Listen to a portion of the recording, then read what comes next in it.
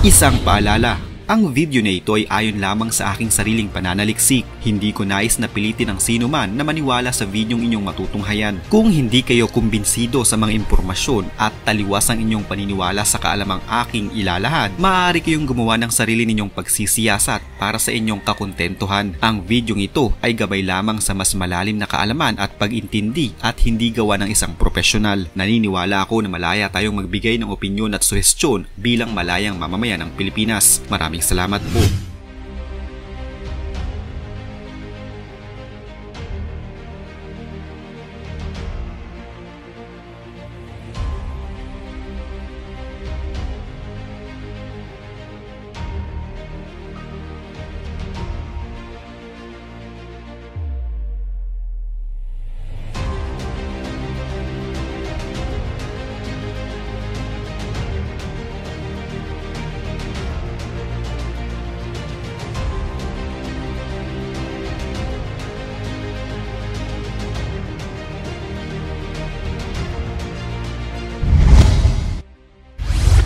Nag-viral ang video na ito online at naging laman ng mga newsfeed ng Baidu sa China. Isang residential area sa Jilin Province sa China ang makikita sa video na kung saan bigla na lamang bumagsak ang ilang mga balkonahe ng bawat palapag ng gusali. Ang gusali ay may 7 palapag pero mula 4th floor hanggang 1st floor ay bigla na lamang bumagsak ang mga balkonahe.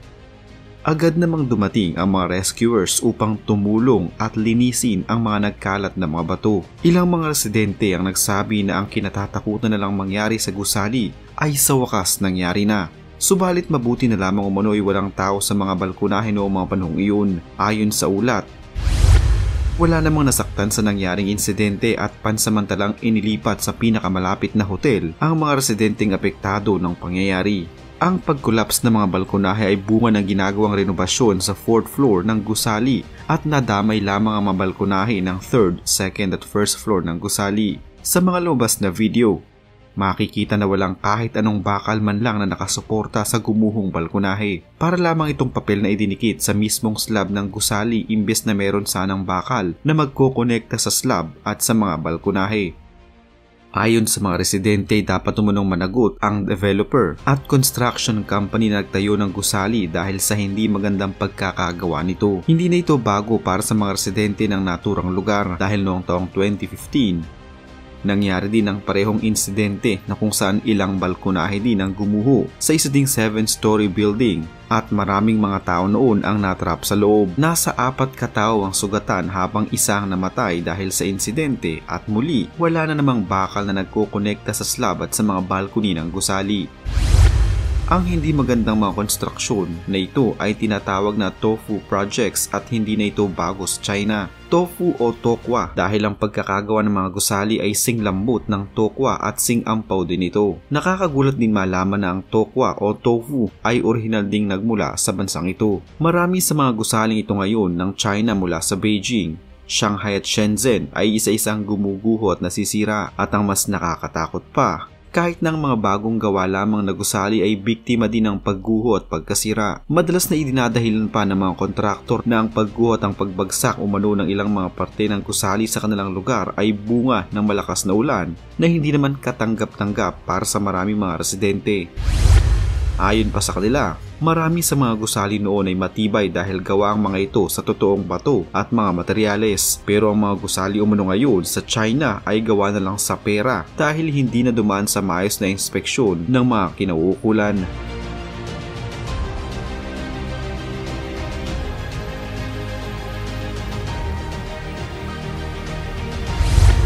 Habang lumalala ang real estate crisis sa bansang China, marami pang mga insidente ng pagguho at pagkasira ng kanilang mga gusali ang nangyayari dahil na din sa marupok na pagkakagawa ng mga ito.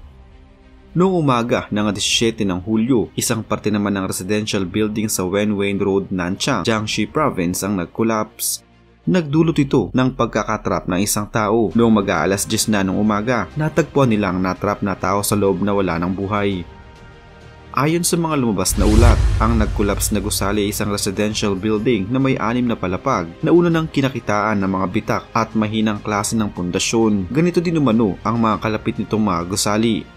Matapos ang insidenteng ito, maraming mga residente ang pinuna ang klase ng pagkakagawa o yari sa mga gusaling nasa residential areas. Sunod-sunod ang pagguho ng mga infrastruktura sa China sa iba't ibang bahagi nito. Ito'y dahil na din umano sa hindi maayos na pagkakagawa ng mga ito. Napag-alaman din na ang ilang mga developers ay gumagamit ng mga hindi magagandang klase ng materyales o substandard sa pagtatayo ng mga gusali upang sila ay makatipid. Dahil din sa tuloy-tuloy na pagulan sa mga nakaraang linggo, ang geological structure ng isang gusali ay humina na. Marami din sa mga tubo ng tubig na nasa ilalim ng mga lupa ang mayroong malalaking mga tagas na hindi naman binibigyang pansin ng gobyerno.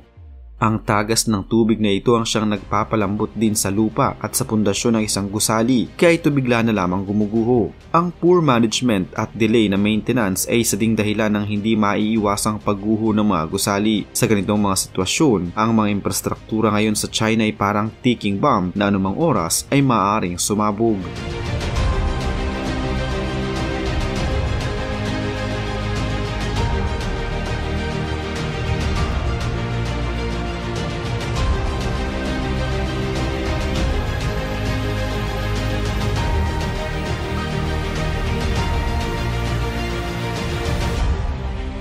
Noong 18 naman ng Hulyo, sa Hizhou, Guangdong, nagbuga ng apoy ang isang saradong manhole sa harap lamang mismo ng isang palengke. Mabuti na lamang ay agad nang rumisponde ang mga lokal na otoridad upang takpan ang mga naturang butas. Ayon sa mga ulat, ang naturang apoy pala ay dulot ng aksidenteng pagkakabutas ng isang gas pipeline nang magkaroon ng pagsasaayos ng kalsada sa bahaging iyon ng palengke.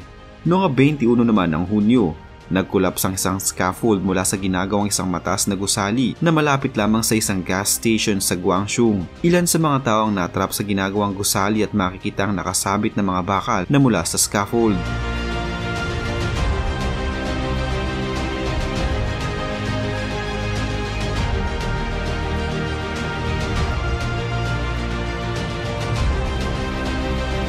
Napag-alaman na ang gusali ay nagkakaroon pala ng elevator renovation ng nasa 2 hanggang 3 buwan na.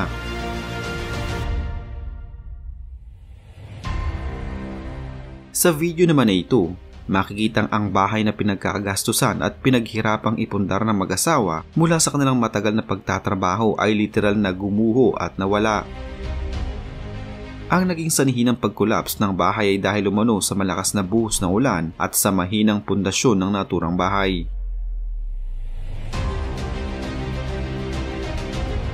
Isa pang residente naman ang nag-upload ng video na kung saan ang ginagawang renovasyon sa kanilang tinitirahang gusali ay hindi tama at parang minamadali umano. Inireklamo niya na hindi tama ang prosesong ginagawa ng mga developer upang i-renovate ang gusali at malaki umano ang tsansa na maaaring gumuho ito anumang oras sa mga susunod na araw. Dahil dito ay pansamantalang sinuspinde ng Housing and Urban Rural Development Bureau ang paggawa at kailangan umano makipag-ugnayan sa kanila ng direkta ang pasimuno sa nagaganap na renovasyon.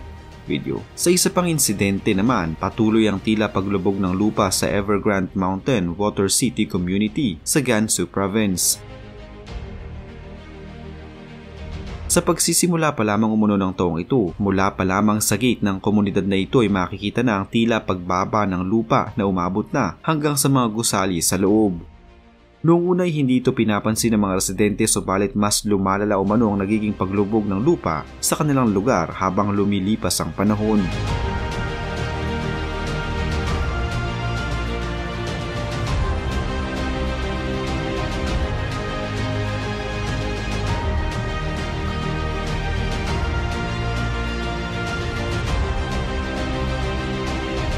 Sa video naman na ito, makikitang tila ampaw ang laman ng bubong ng bagong apartment na tinirahan at kakakuha pa lamang ng isang mag-anak.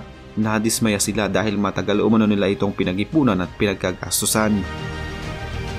Ayon sa may-ari mismo ng bahay, tinipid umano ang pagkakayari ng kanilang apartment at gumamit ng mga substandard na mga materyales upang makatipid. May mga nagsasabi na mga insidenteng ito hindi na lamang dahil sa tinipid na pagkakagawa ng mga ito, kundi dahil na din sa hindi maayos na quality control. Bukod kasi sa supervisions at inspection, dapat ay regular din ang ginagawang quality control at third-party inspection upang masigurong ligtas na tirhan o gamitin ang isang gusali.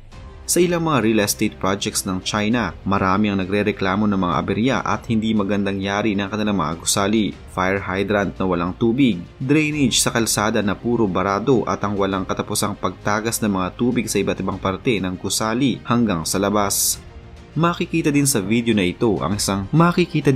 na ito ang isang mukhang solid wood na pinto na ginagamit ng ilang construction company ay puro lamang pala karton ang nasa loob nito.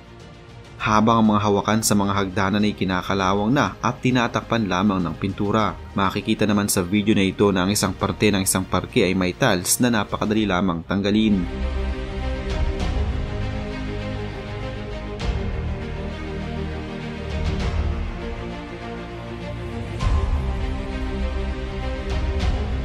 Sa videong ito naman, sa isa pa ding real estate project makikitang ampaw muli ang main post ng isang gusali na madali ding tanggalin ang semento nito at madami na din itong crack kahit nakakagawa pa lamang nito. Nagbiro pa ang isang residente na noong unang panahon umano ay mayroon silang hanging temple pero sa panahon ngayon ay mayroon naman silang hanging buildings. Maraming mga negosyante at namumuhunan ng pinipiling dalhin ang kanilang negosyo at kumpanya sa bansang China. Ito ay dahil na din sa mababang labor cost. Mas pinipili nilang doon magpagawa ng kanilang produkto dahil bukod sa murang bayad sa mga manggagawa, mabilis din ang produksyon nila. Pero kaakibat ng murang labor cost, syempre ay ang kalidad ng pagkakagawa ng isang produkto. Bukod sa hindi magandang pagkakayari ng mga produktong ginagawa nila, madalas ay tinitipid nila ito sa mga materyales at sangkap. Kilalang tuso ang China, hindi nila hahayaan na nakakamurang mga negosyante mula sa ibang bansa sa pagpapagawa nila ng kanilang mga produkto sa kanilang manggagawa nang wala silang nakukuhang kapalit. Hanggat maaari ay gagamit sila ng mga substandard na mga materyales, mabawasan lamang ang kanilang production cost. In short, tinitipid nila ang paggawa ng kahit anong klaseng produkto para makabawi sila sa murang bayad sa kanila. Tila ganito din ang kanilang patakaran pagdating sa pagpapagawa ng kanilang mga infrastruktura. Mas gusto ng China na makatipid at makamura kaya gagawin talaga nila ang lahat. Mapanindigan lang nila ang kanilang misyong ito. Hindi na nila inaalintana ang kaligtasan ng mga taong titira at gagamit ng naturang gusali. Kaya sana dito sa Pilipinas, magsilbing aral ito lalo na sa mga kababayan nating magpapagawa at nagpapagawa ng mga bahay at iba pang mga gusali. Siguruhing maayos ang pagkakagawa ng inyong mga bahay at siguruhin ding maayos magtrabaho ang kukunin nyong mga kontraktor. Kung ayaw nyong ang inyong mga pinagpaguran ay parang mga tokwang unti-unting nasisira kahit mabuhusan lang ng kaunting tubig.